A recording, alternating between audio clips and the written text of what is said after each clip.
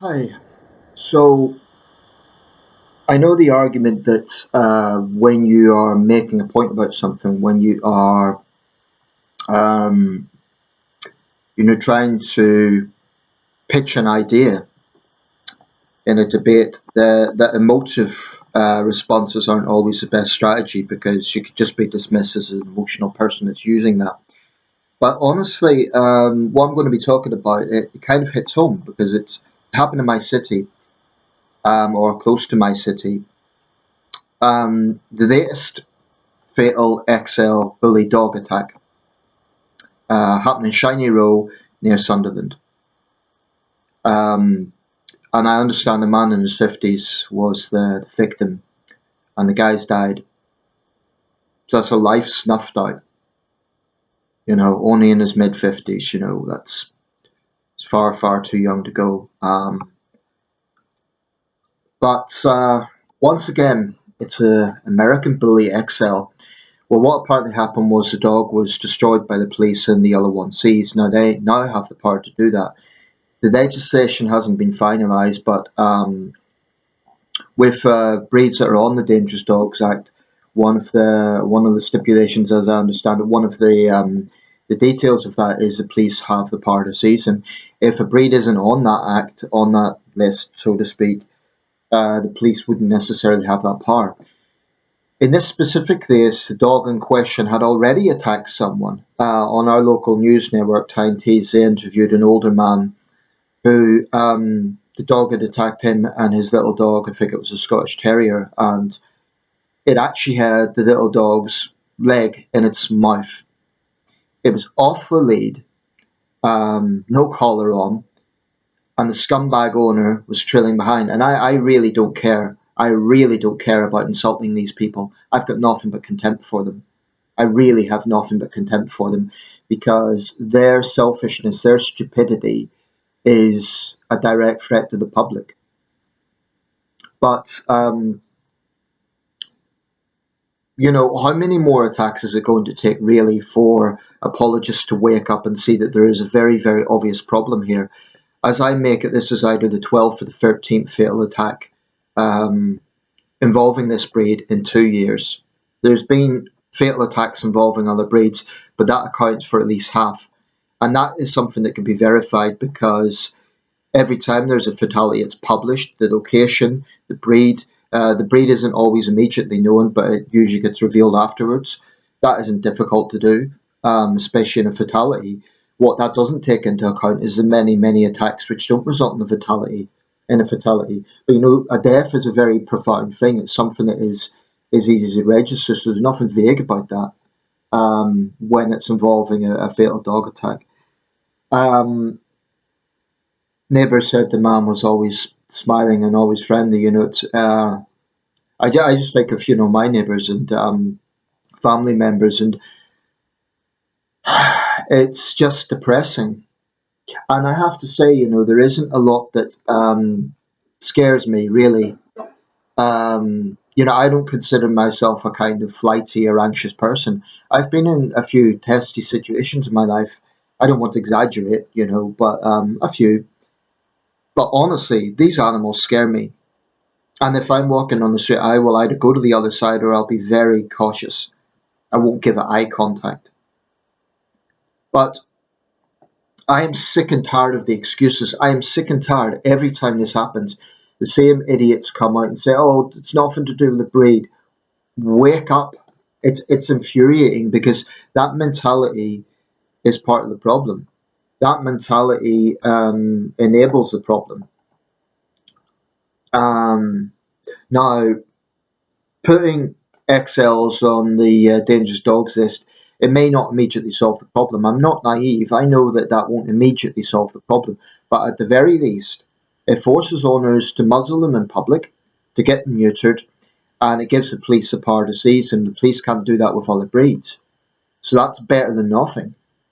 Personally, I would really, really scrutinise breeders. I think there's serious ethical questions going on there, aside from the dangers it poses to the public, because the fact of the matter is these animals are more powerful, more evolved to be aggressive. That is a simple reality. aside from that, there is actually the ethical question on the animal itself, because extensive breeding programs, extensive crossbreeding, especially, sometimes people will try to get over the ban by saying their dog is a crossbreed with half staffy or something. If you look at these animals, they're distorted. Their bones are disjointed because they're made to look like muscles.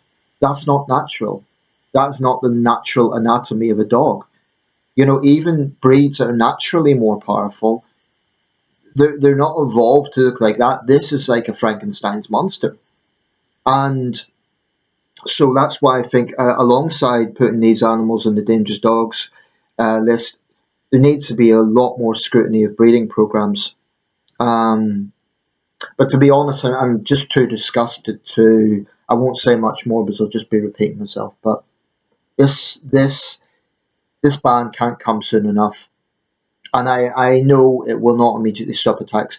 More broadly speaking, they always say blame the owners. Well, I agree. I do blame them. Absolutely. They are the owners, and I blame them.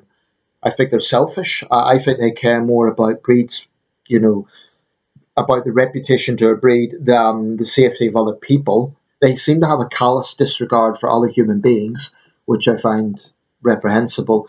But aside from putting these animals on the Dangerous Dogs Act, I would more broadly get much, much tougher with reckless owners of any breed, actually. I think XLs are a serious problem. That's, blatantly obvious. But I think even if it was a less dangerous breed and it was running around, I think it is so selfish to these owners that just let the dogs run around without a lead or a collar on. To me, that should be an arrestable offence. I really think it is disgusting. I mean, I've seen it in my local park. Um, this is not to say that every dog off the lead is dangerous, but it's sociopathic behaviour, because there's this mindset, oh, my little whatever its name is can't hurt anyone, but they don't know that, and it's just part of being a good citizen. If you have a dog in a public place, you put it on a lead. That is just a no-brainer. Even if the dog seems to be passive, I mean, if nothing else, it's for its own safety. It could run onto a road and get killed. So I think there needs to be a crackdown on irresponsible owners of all breeds, but especially of dogs that are more dangerous naturally, like XLs. I mean, my goodness, they're called XL. If you buy clothes, XL means extra large. There's a reason they're called that. Um, I feel very strongly about the subject because, I think of family members and what if that happened to them. I don't want it to happen to me, but I think of family members as well. It scares me. I don't mind admitting that it scares me because I do not trust any of their owners. I think if they aren't just lacking common sense, then they're basically thugs. They use that as a status symbol because they want to look tough. I mean, they say don't judge a book by its cover, but I'm yet to see a Bully XL owner that I would say is trustworthy, because to me, they really, really come across as either trying to build up a thug image, or they're just stupid. They just have no sense of responsibility. They may not be a criminal person, but they have a reckless naivety, and it's infuriating. There was one case in Scotland where this couple had a Bully XL because actually the owners are just as much at risk as anyone, perhaps more so. And it already bitten the woman on the finger seriously, and seriously attacked the man. She had to use a stick to get it off, and they were still insisting it was harmless. I mean, I think it's particularly sickening when innocent members of the public get mauled or killed. But they're as much at risk as anyone. I've less sympathy. I honestly have less sympathy. But in some cases they might have young children. When I see people saying, "I trust my Bully XL with my children," I'm thinking you need a visit by social services. I really believe that. I mean, what sort of person would put their little child, a baby in some cases, next to a dog, any dog for that matter? I wouldn't even put a baby next to a little dog. The risk is just too much. It just, any dog can bite, so you can imagine what one of these attack machines would do. I'm sick of it. I'm sick of the excuses.